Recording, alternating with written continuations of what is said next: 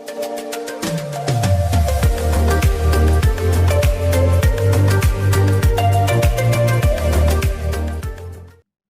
नमस्कार विद्यार्थी मित्रांनो, स्वागत आहे आपलं अभिषेक कॉम्प्युटर एज्युकेशनवरती. तर बघा, आज या व्हिडिओमध्ये आपण सेशन नंबर 36 बघणार आहोत. तर सुरू करण्यापूर्वी जर तुम्ही चॅनलवरती नवीन असाल तर चॅनलला सबस्क्राईब करून घ्या अशाच प्रकारच्या व्हिडिओसाठी, आणि मित्रांसोबतसुद्धा व्हिडिओला शेअर करा. ठीक आहे, तर चला मग बघूया.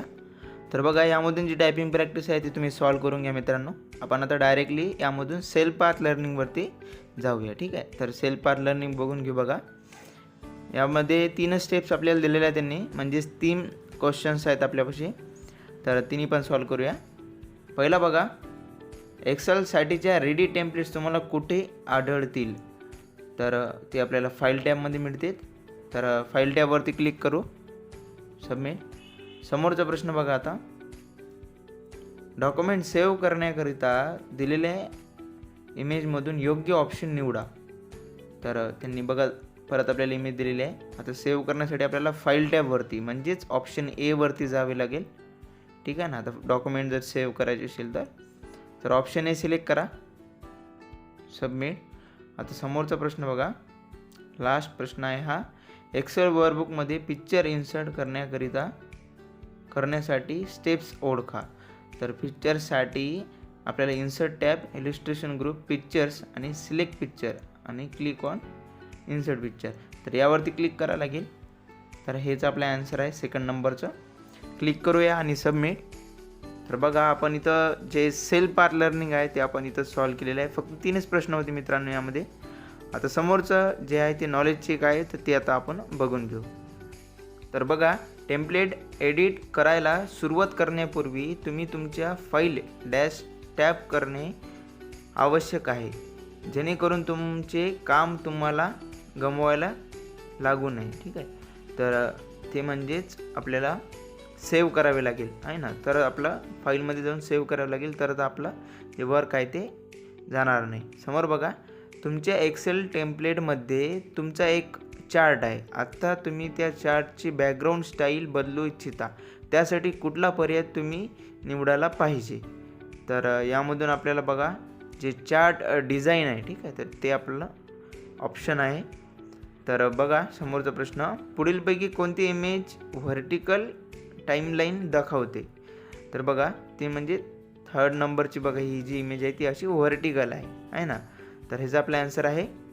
समोरचं बघा, तुमच्या व्हर्टिकल टाईमलाईनवरील तारखा तुम्ही बदलू इच्छिता, डेटवर तुम्ही डबल क्लिक केले आहे.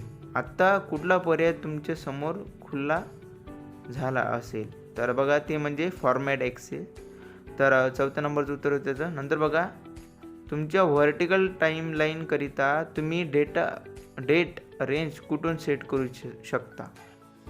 तर बघा, पहिल्याच नंबरचं त्याचा आन्सर आहे एक्सेस ऑप्शन्स आणि बाउंड्स. तर सबमिट करूया. आणि यामधून बघा, आपलं जे नॉलेज चेक आहे ते सुद्धा इथं सॉल्व झालेलं आहे मित्रांनो. आता आपण directly do it your self बघून घेऊ. ठीक आहे, तर इथं एंड करून घ्या एक्झामला. आता डू इट युअर सेल्फवरती क्लिक करा आणि स्टार्ट करूया. ठीक आहे, डू इट युअर सेल्फला.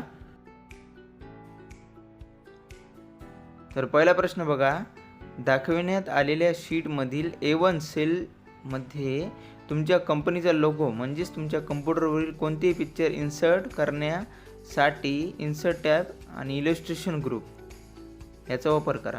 तर बघा, आपल्या कम्प्युटरवरील जे एकही पिक्चर असेल ना, ठीक आहे, तर ते इन्सर्ट करण्यासाठी आपल्याला इलिस्ट्रेशन ग्रुपचा वापर करावा म्हणते ते.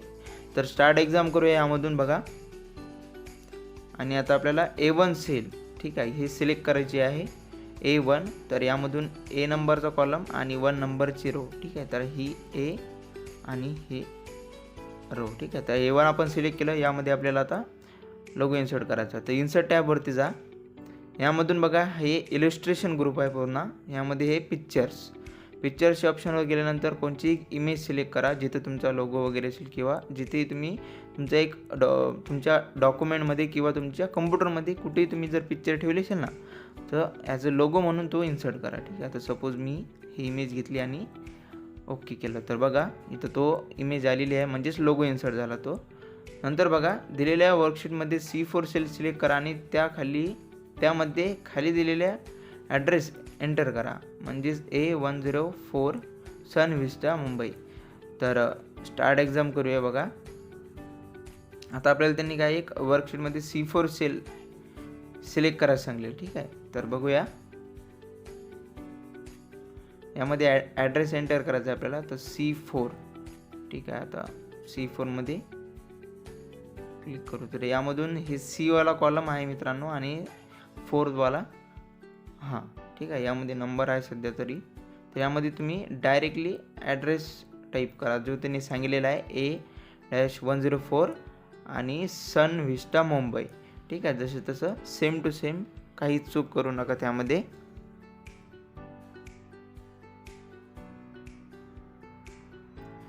आता एवढं टाईप केल्यानंतर तुम्ही बाहेर एंटर केलं तर सबमिट होऊन जाईल. ठीक आहे, नंतर सबमिट करा आन्सरला. समोरचा प्रश्न बघा, दिलेल्या वर्कशीटमध्ये सेल C4 सिलेक्ट करा आणि त्यामध्ये मेडिकल केअर हे टेक्स्ट एंटर करा. आता आपल्याला मेडिकल टेक्स्ट C4 मध्ये परत एंटर करायचं आहे. तर सेम तेच प्रोसेस आहे मित्रांनो. C4 परत आपल्याला आता सिलेक्ट करावं लागेल. तर यामधून C कॉलम आणि 4th नंबरचा जो रो आहे म्हणजे सेल, तर यावरती क्लिक करा आणि डायरेक्टली तुम्ही टाईप करा. ठीक आहे, आता मेडिकल केअर असं डायरेक्टली तर टाईप करून घेऊ, म्हणजेच टेक्स्ट एंटर होऊन जाईल. आणि बाहेर क्लिक करून किंवा मग कीबोर्डवरील एंटर बटन दाबून डायरेक्टली सबमिट करा आन्सरला.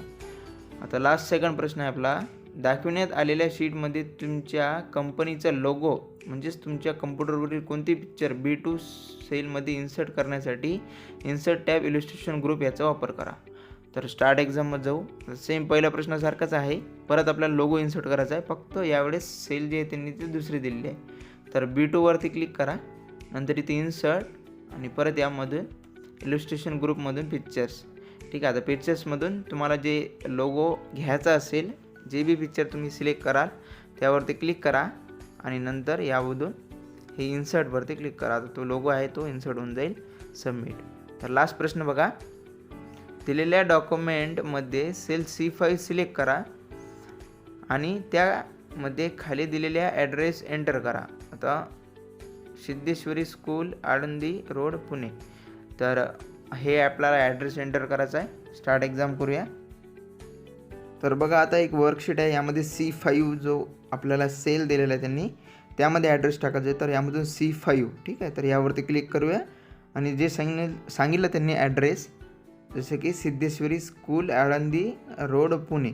तर पूर्ण तुम्ही जो ॲड्रेस सांगितलेला आहे ना तो टाईप करून घ्या. ठीक आहे, आता मी फास्टमध्ये टाईप करून घेतो आणि घेतल्यानंतर डायरेक्टली आन्सर सबमिट करा. ठीक आहे, कीबोर्डच्या मध्ये त्यांना एंटर प्रेस करा किंवा बाहेर क्लिक करून डायरेक्टली सबमिट करा. तर बघा आपण इथं डू इट युअर सेल्फसुद्धा इथं आपण सक्सेसफुली बघितलेलं आहे मित्रांनो. आता आपण डायरेक्टली इथं एंड एक्झाम करून घेऊया आणि यानंतर प्रोसेस फोलिओ बघून घेऊ. ठीक आहे, तर प्रोसेस फोलिओसाठी स्किल सेट बघा त्यांनी डिझाईन टॅब दिलेला आहे MS एक्सेलमधील. तर स्टार्ट एक्झाम करूया. यामधून यस, परत 10 मिनटाचा वेळ आहे. सेम तेच प्रोसेस आहे. एक्सेल फाईल ओपन करा तुम्ही, कोणची एक किंवा नवीन फाईल ओपन करा आणि त्यामधून जे स्किल सेट त्यांनी दिलेलं आहे, ठीक आहे, डिझाईन टॅब, तर डिझाईन टॅब ओपन करा, होम टॅब ओपन करा, अशी पूर्ण टॅब ओपन करून घ्या या एक्सेल शीटमध्ये. आणि ही एक्सेल शीट डेस्कटॉपवर सेशन नंबरच्या नावाने तुम्ही द्या. सपोज आता सेशन नंबर आपलं 36 आहे, तर सेशन नंबर 36च्या नावाने तुम्ही फाईल सेव्ह करून ठेवा डेस्कटॉपवरती. आणि नंतर जे सबमिटचं बटन इनेबल झालं की ती असाइनमेंट म्हणून ती अपलोड करूया. तर बघा थोड्या वेळानंतरच इथं आपल्याला 1 मिनिटाच्या वर वेळ गेल्यानंतर सबमिटचं बटन इनेबल झालं. ओके करून इथं सबमिट करूया आणि जे प्रोसेस फोलिओ आहे त्याच्या समोरच्या स्टेपवर आलो आपण. यामधून सेम स्टेप आहे तीच, जे की परफॉर्म स्टेटस जे बटन आहे ते इनेबल करा आणि त्यानंतर हे नेक्स्ट. आता मी सांगलेली असाइनमेंट तुम्ही डेस्कटॉपवरून चूज करा. बघा इथं आता डेस्कटॉपवर जा आणि तुम्ही जी फाईल सेशन नंबरच्या नावाने दिलेली असेल ना, सेशन नंबर 36 वगैरे, तर ती फाईल इथून सिलेक्ट करून घ्या. आता मी माझ्या PCवरती इथं डेस्कटॉपवरती ठेवलेली आहे बघा सेशन नंबर 36, त्यावरती क्लिक करूया आणि यामधून ओपन आणि नंतरच सेव्ह.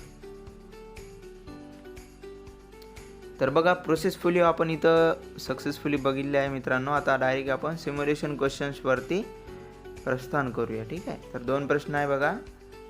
बॅकग्राऊंडचा वापर करून तुम्ही एक्सेल शीटला सुंदर बॅकग्राऊंड ॲड करू शकता. तुमचे एक्सेल शीट बॅकग्राऊंडसाठी रोज हे चित्र निवडा. तर स्टार्ट करूया. यामध्ये आपल्याला बॅकग्राऊंड चेंज करायचं आहे बघा.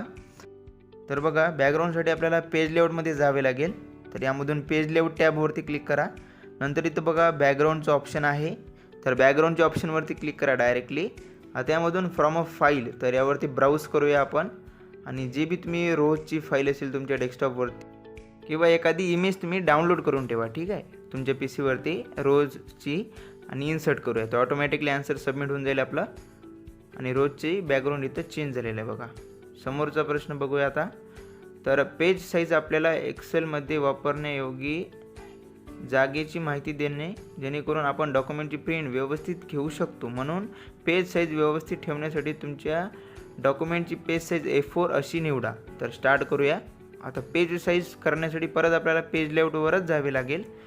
यामधून बघा साईजचं ऑप्शन आहे इथंच. साईजवर क्लिक करा आणि यामधून A4 साईज यावरती फक्त क्लिक करा. तर ऑटोमॅटिकली जे ते आन्सर सबमिट होऊन जाईल.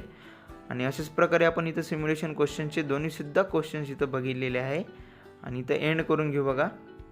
आणि नंतर जे आहे ते आपण सेशन कम्प्लिशन टेस्ट बघून घेऊ. तर स्टार्ट एक्झाम करूया. पहिला प्रश्न बघा, पुढीलपैकी कोणते विधान चूक आहे?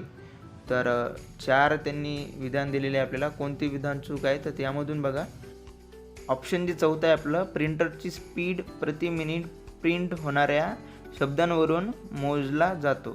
तर तेच आपला आन्सर आहे. नंतर बघा, इलेक्ट्रॉनिक पुस्तके वाचण्यासाठी वापरले जाणारे प्रिंट रीडर्स हे हातात धरता येण्यासारखे पुस्तकाच्या आकाराचे डिव्हाइस असतात. तर चूक आहे त्याचं उत्तर. समोर बघा, थर्मल प्रिंटर उष्णतेच्या घटकांचा म्हणजेच हीट एलिमेंट उपयोग उष्णतेला संवेदनशील म्हणजेच हीट सेन्सिटिव्ह असणाऱ्या कागदपत्राला प्रतिमा निर्माण करण्यासाठी करतो आणि ते मुख्यत्वे ATM आणि पेट्रोल पंप येथे वापरले जातात. तर बरोबर आहे. लास्ट प्रश्न बघा, कागदावर आउटपुट आणण्यासाठी प्रिंटर्स कम्प्युटरला जोडले जाऊ शकतात. तर बरोबर आहे मित्रांनो. सबमिट करूया इथं आणि यामधून एंड करून घ्या एक्झाम. तर बघा आपण इथं सेशन नंबर 36ची सेशन कम्प्लिशन टेस्टसुद्धा इथं बघितलेली आहे. अशाच प्रकारच्या व्हिडिओजसाठी चॅनलला सबस्क्राईब करा मित्रांनो. भेटूया समोरच्या व्हिडिओजमध्ये. तोपर्यंत काळजी घ्या स्वतःची. Till then have a nice day. Bye. Catch 'em all.